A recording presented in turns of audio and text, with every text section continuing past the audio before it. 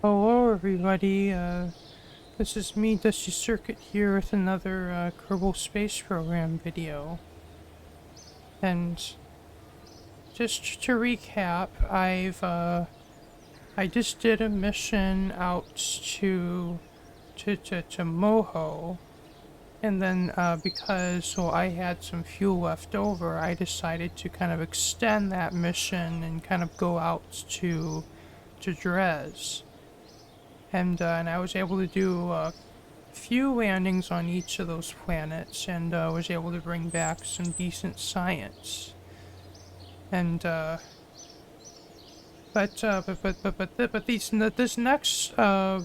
this next round of missions is going to be a bit interesting.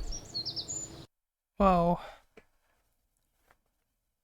the way I see it going forward, there's really, I guess, two paths forward. Well, I mean, I said this in the previous video, I think, but so on the previous video, I went for the inner system, and I went to Moho over here. But really all that's left of the inner system is Eve, which is also another planet in the stock game, and the Quack Pack planets, which are all closer in to the sun than Moho is. And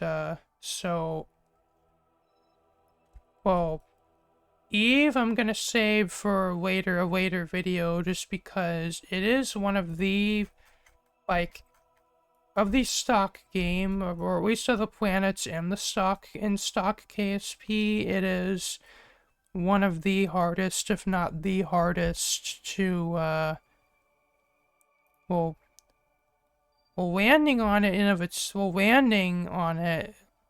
itself is kind of a challenge, because of the higher gravity and the thicker atmosphere. Re-entry, or I guess entry in this case, is quite a bit more, actually quite a bit more dangerous than it is on Kerbin, because you're going in much faster, and you have more speed to bleed off, and the atmosphere is thicker, so you're gonna run into it like a brick wall, and it's really gonna put a lot of stress on your spaceship, or whatever craft you're sending into Eve. So and then it also has a moon called Gilly, which is quite the contrast to Eve, as it's just this tiny little asteroid with barely any gravity, and is easy to land on, but due to it having low gravity, it's kind of hard to get an encounter with, because its sphere of influence is tiny.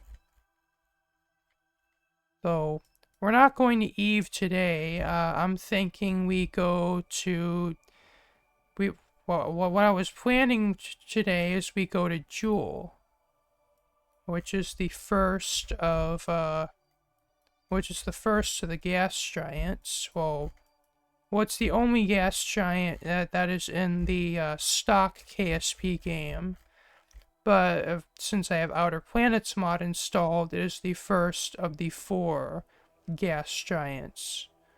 Well, I guess analogous to the 4 gas giants of our solar system, but this is like kind of the Jupiter analog, but obviously it looks nothing like Jupiter. It's actually green.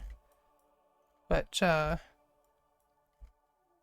so it's Jool itself you can't land on, like in fact, I actually plan to send, as part of my mission, I plan to send a probe into Jool, I guess, to show you what actually happens if you attempt to land on it, and also to get some additional science. But it does have 3. Well, you can't land on Jool being a gas giant, but you can land on, there's 5 moons that you can land on. There's Lathe, which is probably one of the most interesting moons there is in the stock game KSP game, because it is, other than Kerbin, it is the only object, or the only moon that actually has an oxygen atmosphere, which meaning that you actually can take off your Kerbals actually can take off their helmets and breathe the air on this moon. Yes, that actually is a thing, and also jet engines will work. So I plan to actually bring a space plane to Lathe.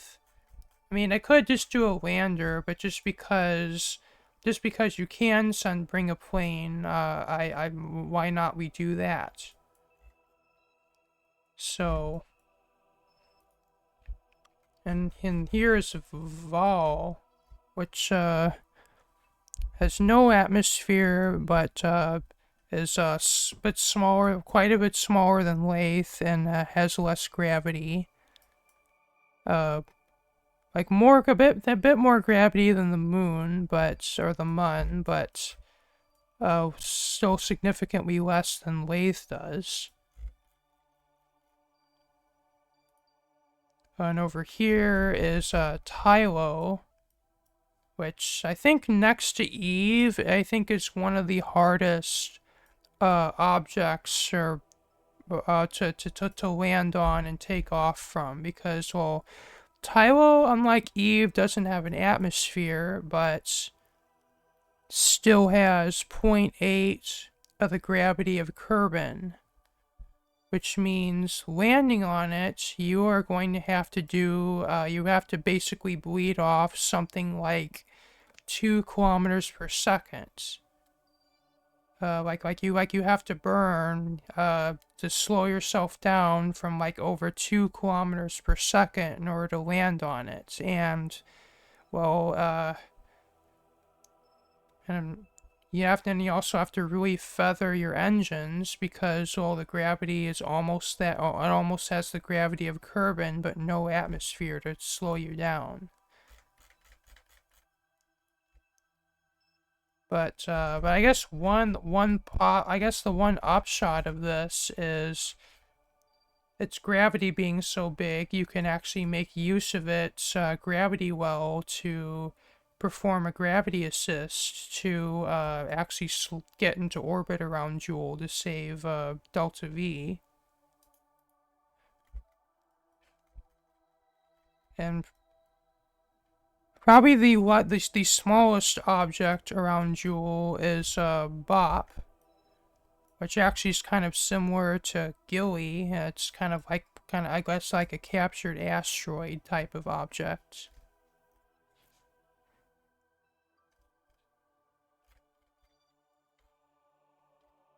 And the farthest out moon is Paul,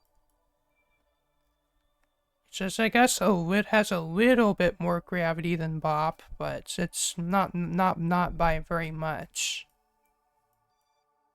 And in fact, I actually used to send when I would send space planes like out to Jool, like I actually would put like nuclear engines on a space plane, and then like once it's in orbit around Kerbin, it basically can function as a spaceship that can actually, well, if the gravity is low enough, I can actually land the space plane on a planet or a moon if the gravity is low enough, though, as the low thrust of the nuclear engines are sufficient to land it.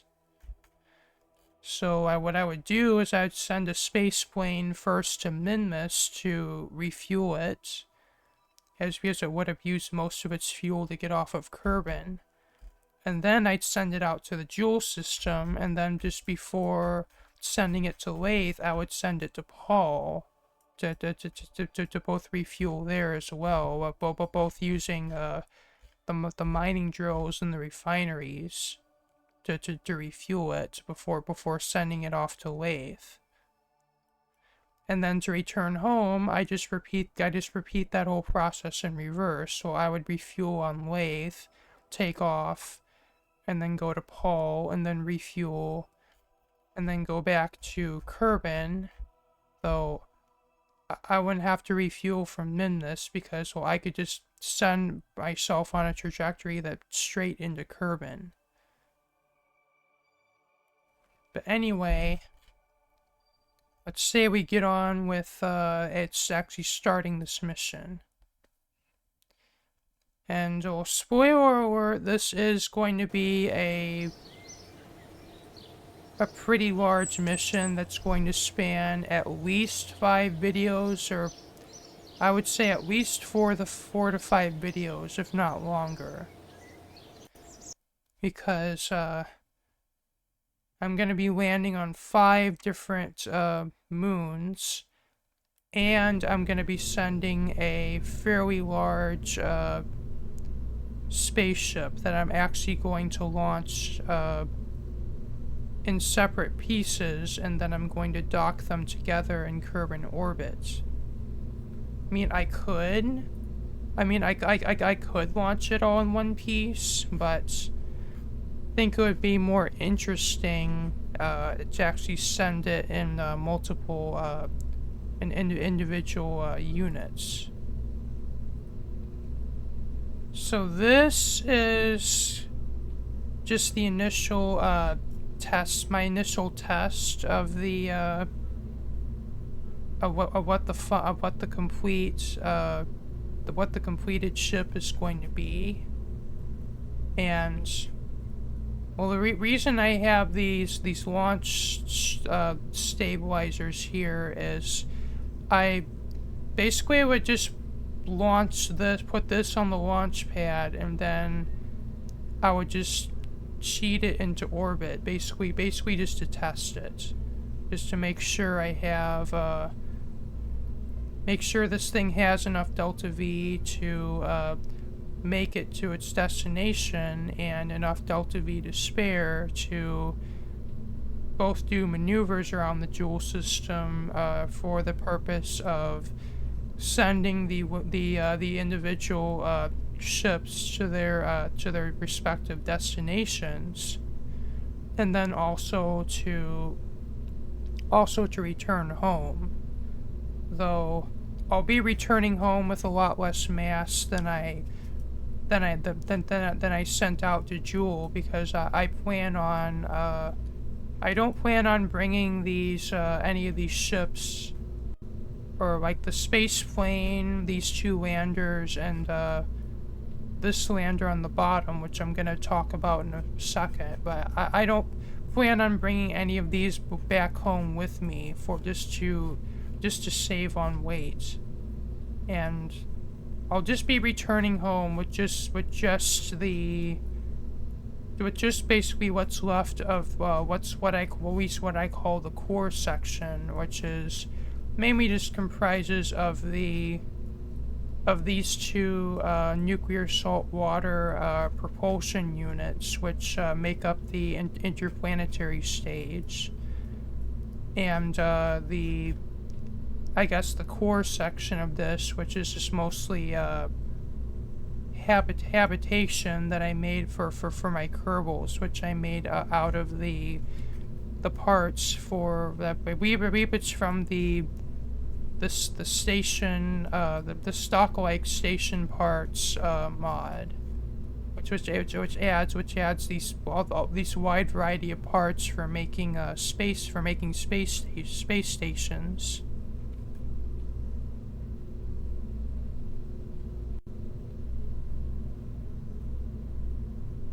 So I guess I'll explain kind of how these I guess the individual ships now. So these 2 landers on this that are going to be going on the sides, I intend to be for kind of the smaller moons like Bop, Paul, and Val. Though the only reason I'm sending 2 of them is I might be able to reuse one of them for another destination. Like maybe I could send one of these to Bop, but since Bop is such a small moon, I might be able to take off again and then use the same lander to land again, like on Paul, like for instance. And I think I'll use one of these for Paul and Bop, and then one of these for Vol. And then the space plane is obviously going to go to Lathe. Oh, I guess I kind of went a little overboard with this. Like, I guess I could have gone with something a bit smaller, but since I've installed the OPT space plane mod, I've decided why not I make use of it. Though not all of these parts are from that mod. I'm using these dual engine pods, which are from the I believe they're from Near Future Aeronautics, which is like a kind of like a companion to another spaceplane mod I have, the Mark IV spaceplane system, which makes you make even bigger space planes than the Mark III, which I might make use of maybe for like sending like I could put a lander like inside of a space plane, and that might be cool. But I guess that's going to be for a future mission. But like I could go a little smaller on this, especially since Lathe is has less gravity than Kerbin. But I decided why not I kind of go a bit of the Chad route and kind of make use of some more of this these parts that I have available, because make use of more of these parts that I have. And this craft on the bottom is going to be my Tylo, my lander for Tylo. And I might be going a little overboard, but I've decided to use the nuclear saltwater rocket for my Tylo lander as well, because otherwise I would have to basically build like a big like multi-stage rocket, basically I'd probably have a stage like below my lander, which I'll be using just to slow down, and then I'd have my lander itself would probably have a bunch of radially attached drop tanks to kind of maximize delta V. Is basically it allow me to shed mass as I consume my fuel. But well, just because I have these basically these really powerful high delta V engines, I decided why not I make use of them for landing on one of the hardest objects to land on in at least the stock KSP game.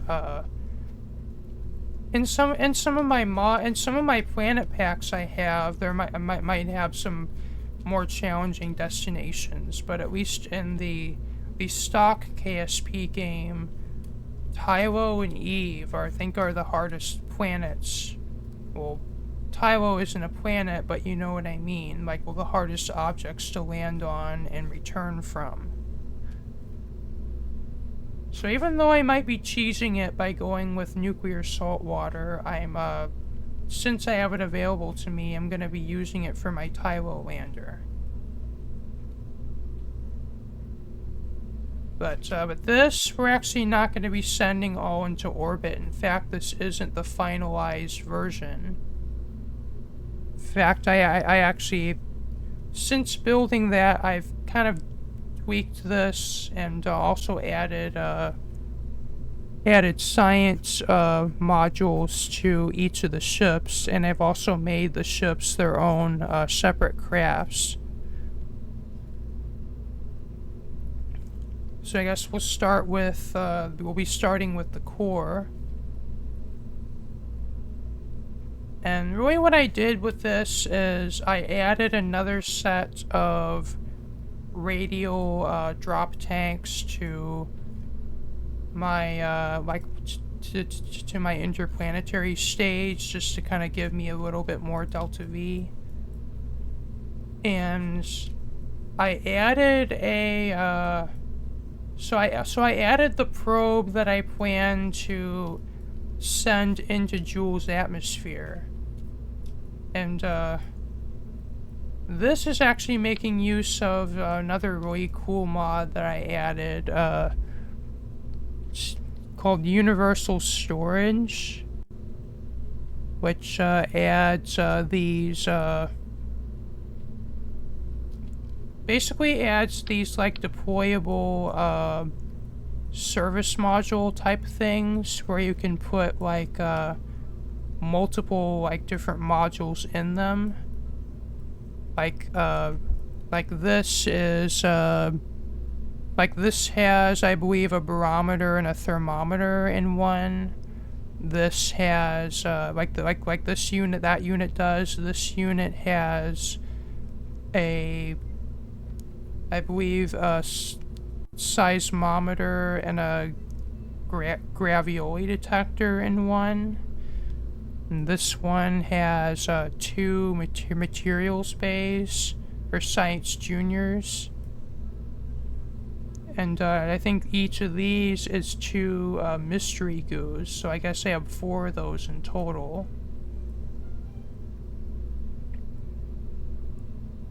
And this is the atmospheric fluid spectrovariometer. It's kind of a lot of words, but it's, I guess, another thing for atmospheric science. And in the rest of them, the bays, I just put batteries, monopropellant tanks, and RTGs for power. And I guess the plan is I'll send this into Jool's atmosphere, and then I'll just deploy all those bays. Like, I don't know if you have to deploy them for the science units to work, but I guess I'll assume that you do have to.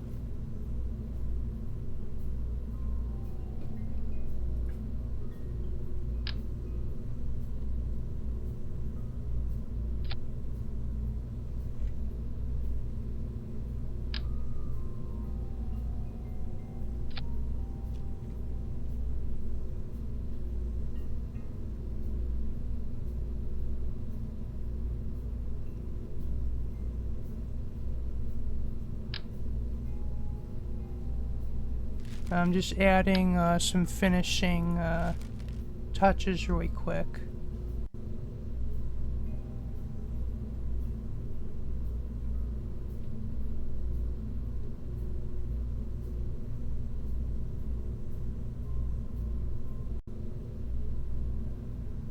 Oh, okay. One more thing I want to mention is so in my episode, my video where I was sending the, it was the one where I sent the ship that I used to capture the asteroid, and then also to I believe it was go to I think I used it also to go to Moho and Dres, but I don't know, I might have done that with another ship, but I think in that video I actually to get an engine cluster that would fit the 10-meter diameter Space Y fuel tanks. I actually scaled one of these up, like these quad EMU engine clusters, but I forgot that this was also in the game, or in the mod. This is a 7, this is like an engine cluster for 7, that will fit 7 EMU engines that will attach to the bottom of the 10-meter tanks. And I believe this actually gives me even a little bit more thrust than like one of these scaled up. And I guess from now on I'll be using this because I guess it's a little more realistic. I guess it feels a little more realistic to kind of use this as opposed to these just scaled up bigger. And I'm very sorry if these like flickering textures are hard on your eyes, but I cannot seem to figure out what's causing that. I mean, as long as the mod works, I guess I'll continue to use it. But anyway,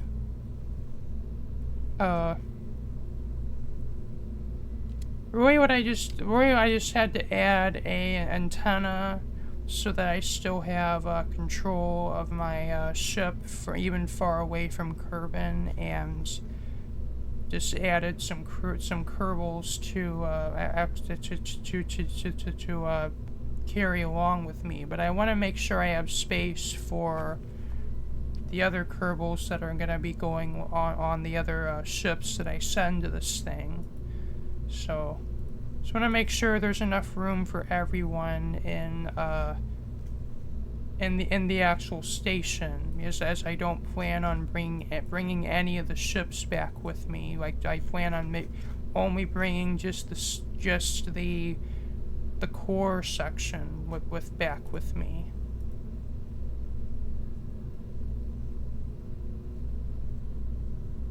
Okay, I think we're ready to do the first launch of this mission.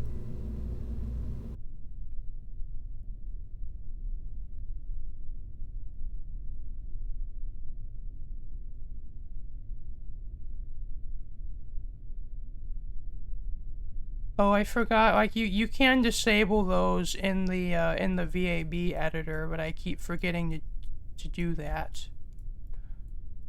But basically, like, I think it's part of the Interstellar Extended mod. It's like they automatically extend, like, because, like, I guess for the purposes of keeping, like, things like nuclear reactors cool, but I don't want them extended while, lifting off, because, well, the aerodynamic forces will destroy them.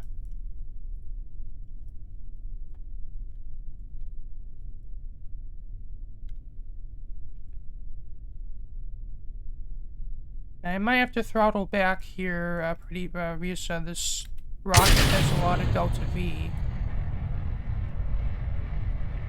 And wow. I have no idea why it does that. Yeah, I guess I'll change to that just to make that glare a bit less blinding.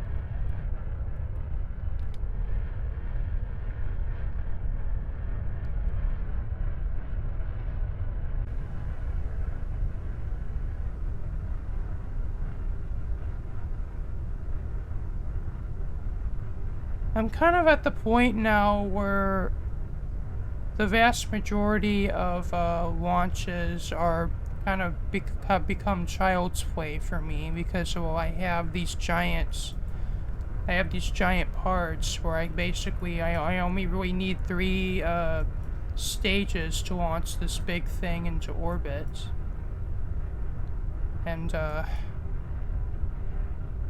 And like, I don't have to, like, build, like, some giant, I mean, even though that's kind of the fun of this game, like, actually having to build giant rockets, or giant in terms of part count more than anything else, but, like I know high part count rockets are kind of part of the fun of KSP, but they are also very laggy. Like even on my beefy computer, like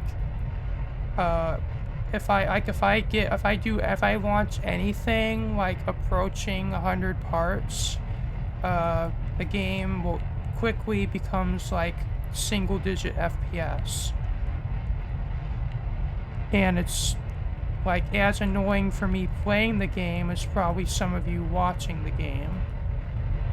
And oh no, looks like I have a bit of a noodle rocket situation. That's not good.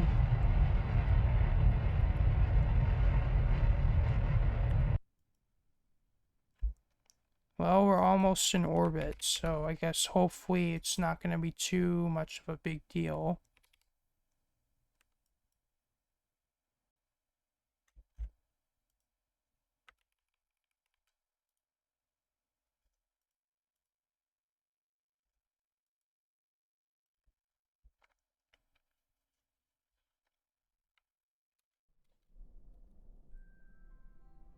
And now we just need to tip over, and the reason I'm like have the engines on very lightly is for to make use of the gimbaling, though. So these engines don't really have a particularly big gimbal range, but really any small amount of control I can get is going to be helpful.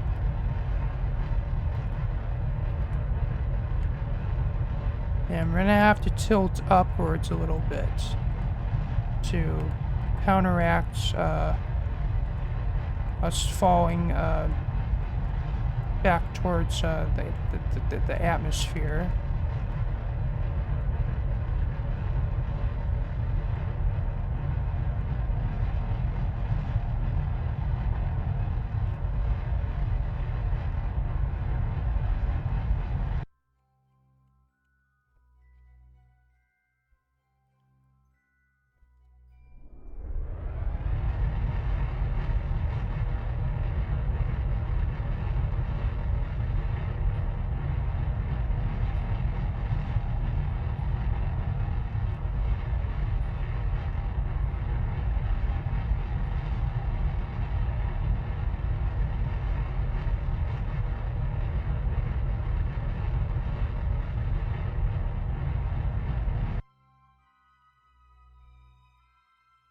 Well, the reason I kept burning for a bit longer than usual is because, well, I need to be higher up from Kerbin in order to use my my nuclear saltwater engines.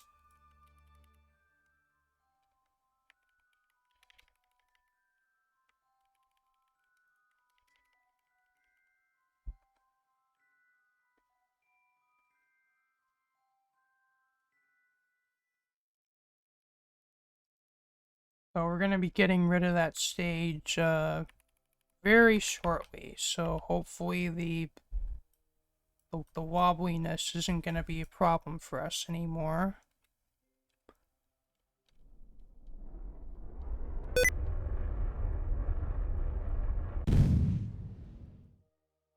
Okay, okay. We can get rid of that. Now we can fire this stage.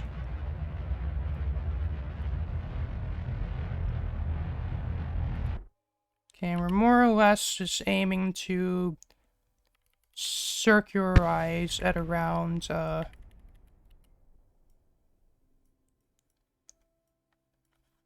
okay, apparently I forgot about that. So those engines will explode if you don't have, like, even if you're not even using them, they will still explode if they're not cooled. Which is annoying, but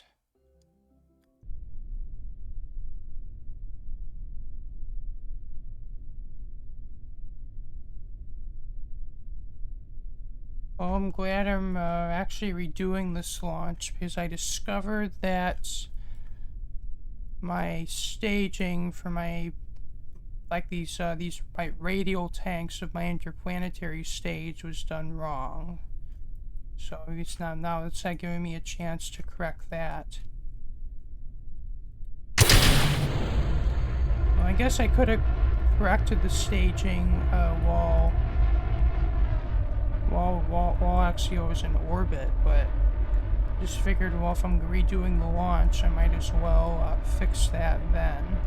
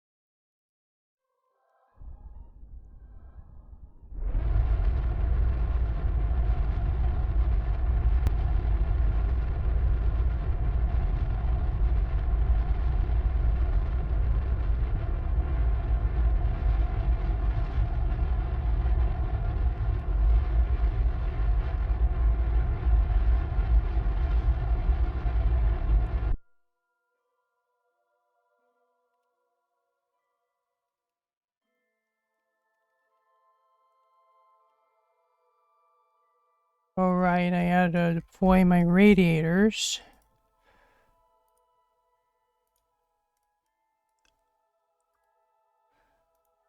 So this is so we don't have our engines explode on us again.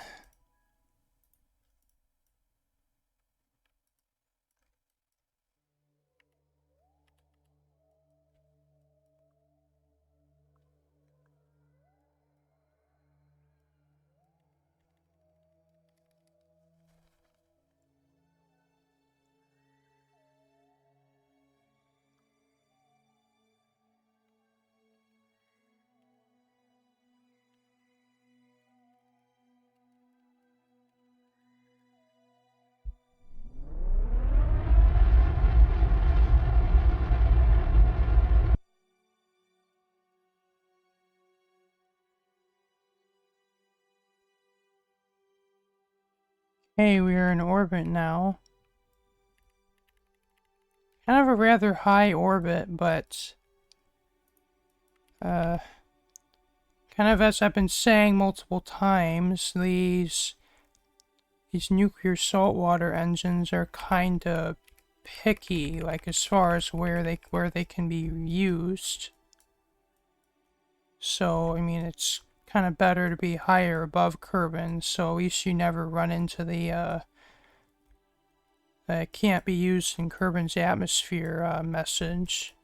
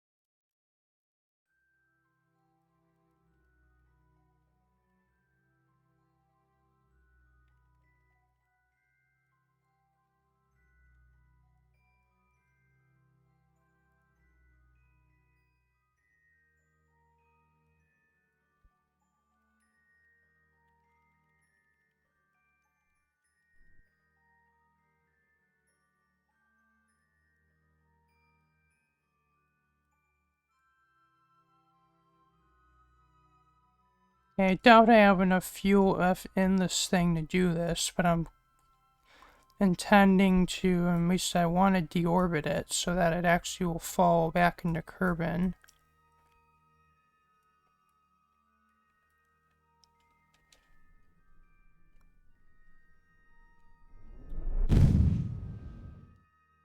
And I don't.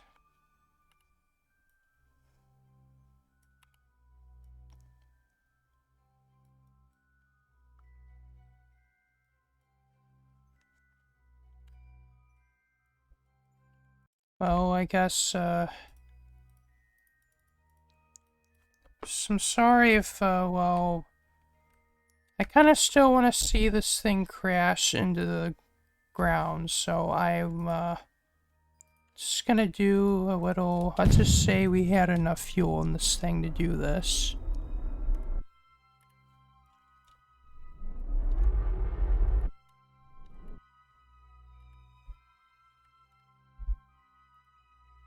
I mean, if anything, this is just to make sure we don't have space debris, which, around Kerbin.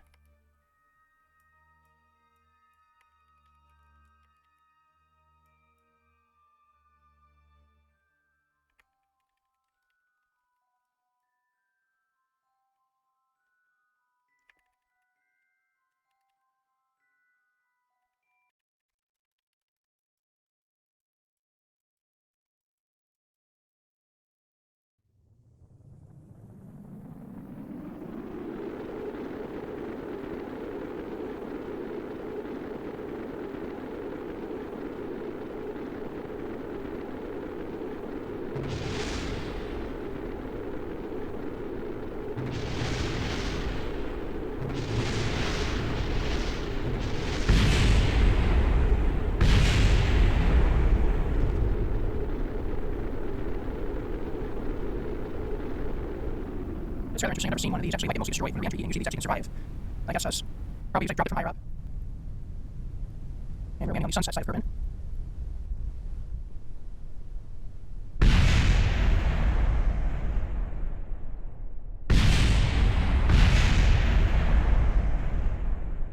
And we have total destruction, so there's no debris. Okay, so there is our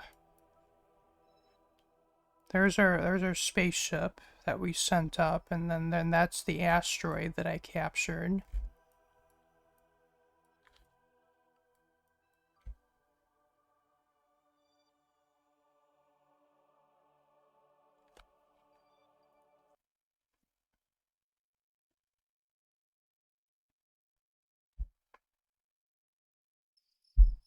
Okay, and now we are just we now have to send the rest of the ships up and dock to that thing.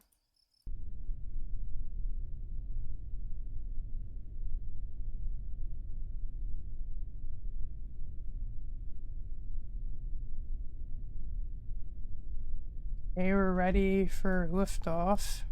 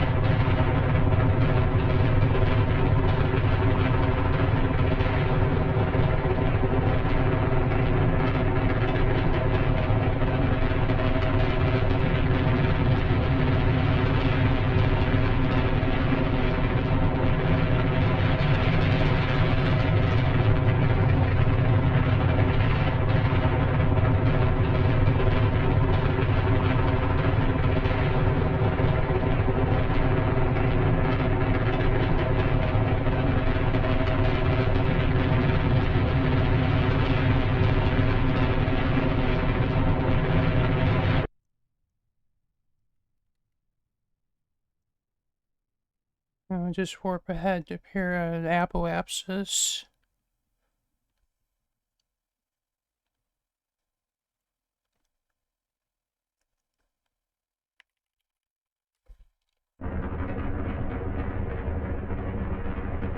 And we just tip fully over onto the horizon.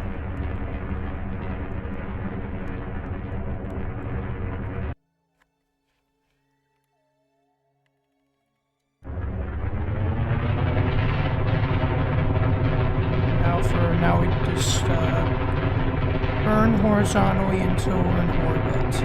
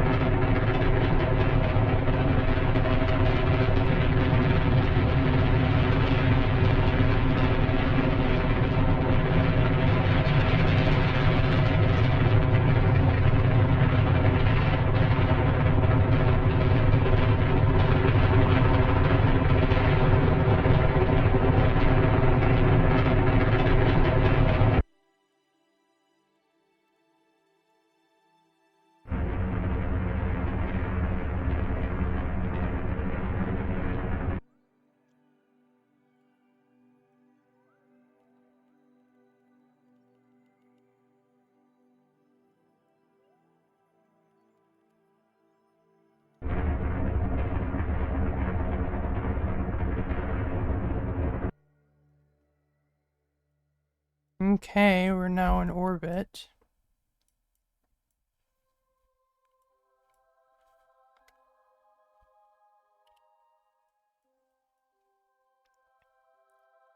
And we just set the station as our target.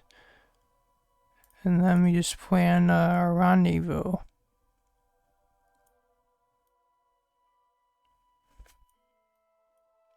Which will start with an inclination correction.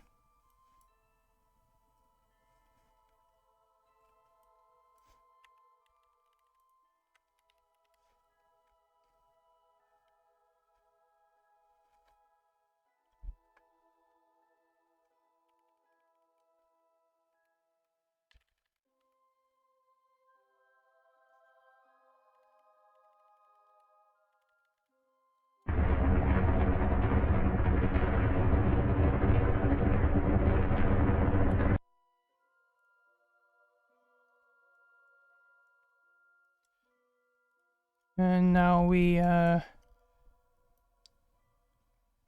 just try to get into an intersect.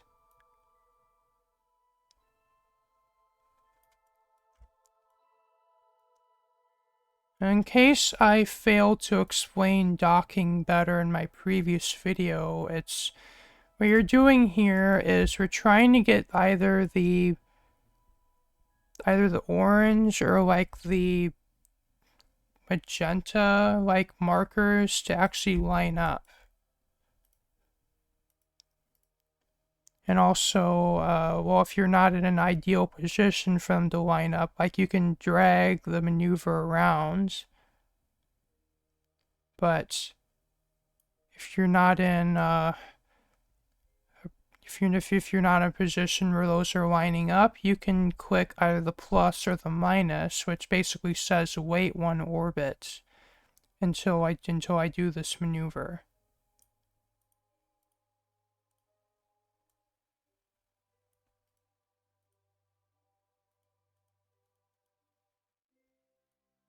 And then I'm just doing it so that my intersect is on the day side of Kerbin, more just for convenience sake.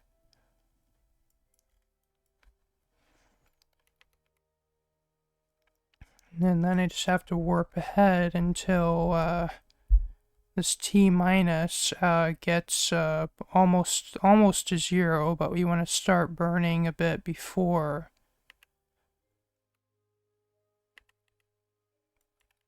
our maneuver.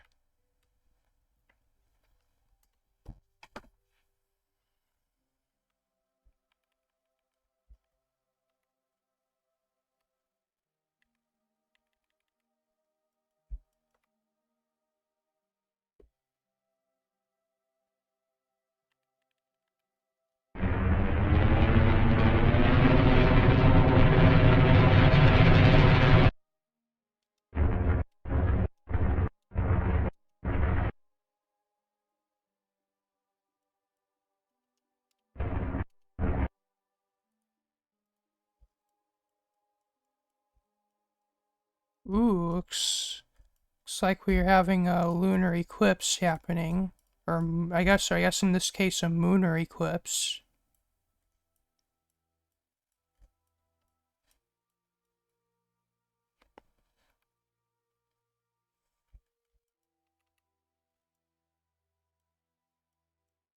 I don't know if we're going to be able to see it.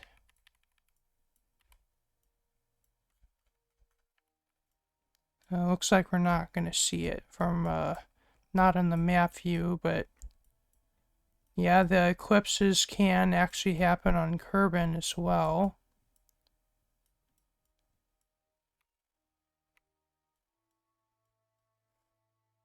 It's a pretty big eclipse, though.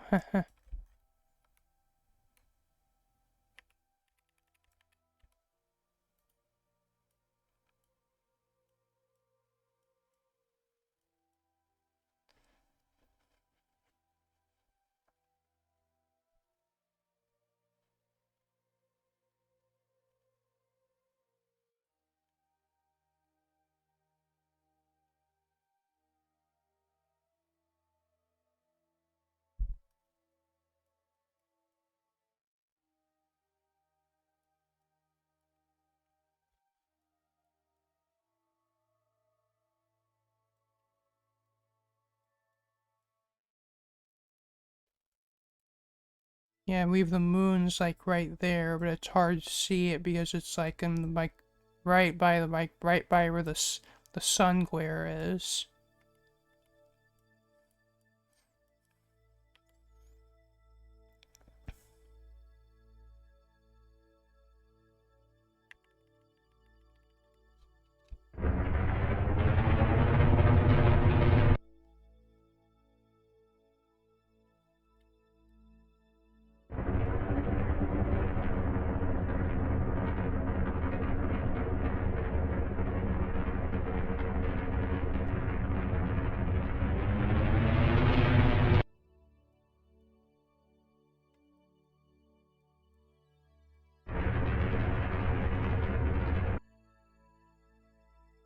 Okay. Now I just need to dock up with the station.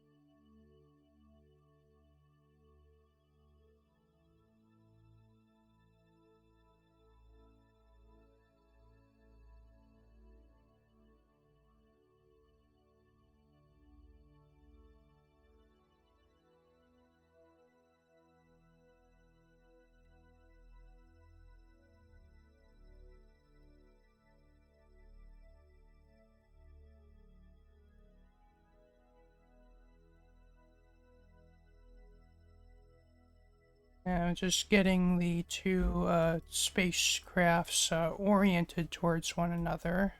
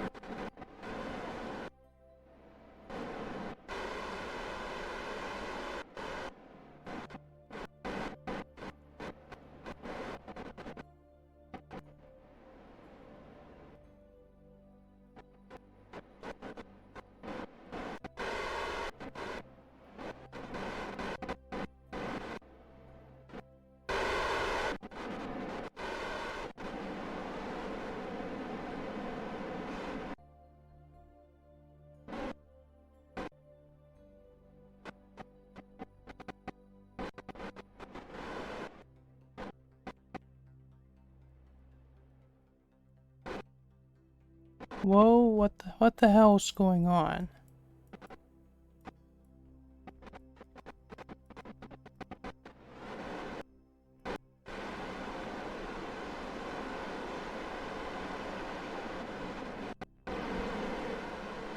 Okay, I'm gonna reload the quick save.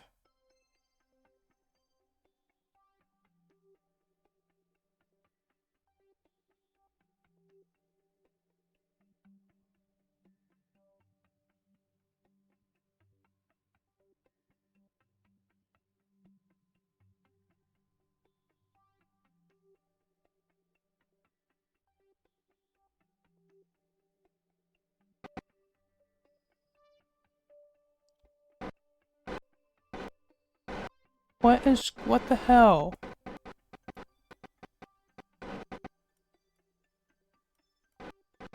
Was it colliding with something?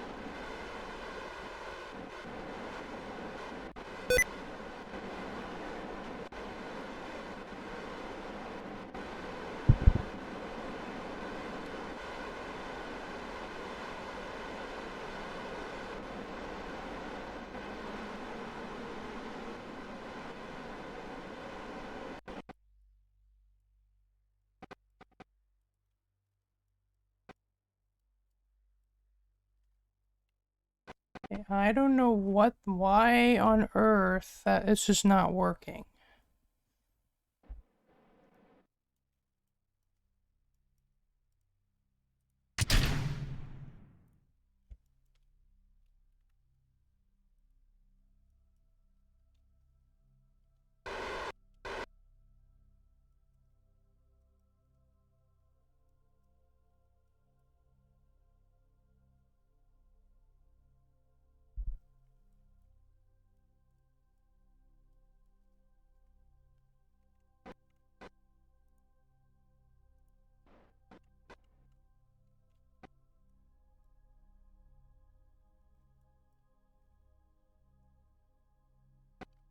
There we go.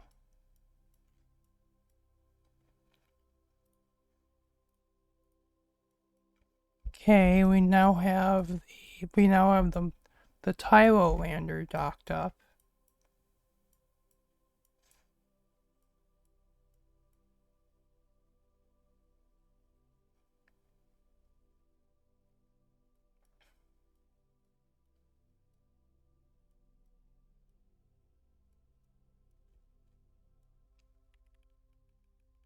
Okay, and now we can try to deorbit this thing.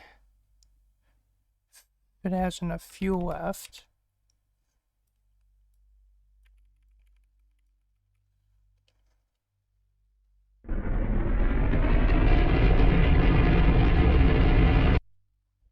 And it does.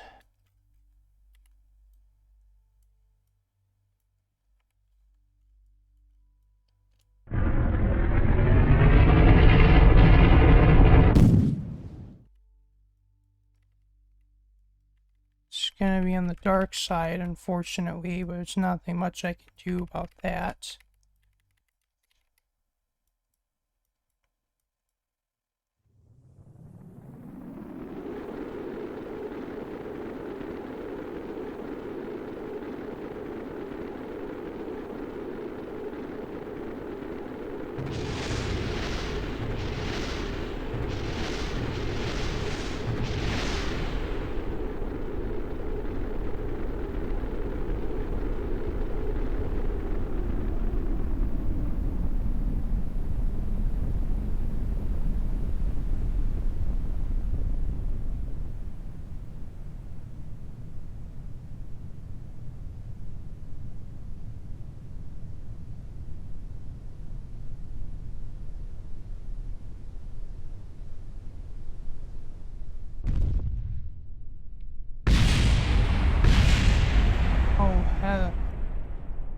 Interesting that that almost survived.